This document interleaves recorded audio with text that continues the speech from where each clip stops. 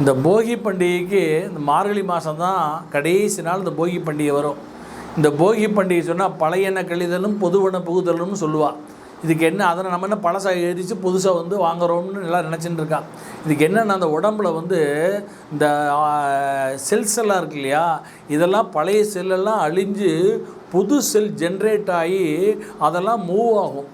இது செல்லுடைய ரீஜென்ரேட் பண்ணக்கூடிய மாதம் இந்த மார்கழி மாதம். இந்த மார்கழி மாதம் அந்த பனியில், இந்த கார்த்திகை மாதம் பனியில் அந்த அதிகாலையில் சூரிய உதிக்கிறதுக்கு முன்னாடி குளித்து, அதன் பிறகு சூரிய மறைஞ்சதுக்கு அப்புறமும் குளித்து, அதன் பிறகு அந்த பனியில் குளிக்கிறதுனால உடம்புல பழைய செல்லெல்லாம் அந்த பனியில் குளிக்கிறதுனால பழைய செல்லெல்லாம் அழிஞ்சு புது செல்ஸ் உற்பத்தியாகி அது ரீஜென்ரேட் ஆகி மூவ் ஆகும்போது உடல் ஆரோக்கியம் இருக்கும். குழந்தை இல்லாதவர்கள் குழந்தை பிறக்கும், நல்ல ஆரோக்கியம், கர்மாக்கள் எல்லாம் தீர்ந்து அவன் நல்ல ஒரு நிலையை அடைவான். இதுதான் போகி பண்டிகையினுடைய மூல தத்துவம்.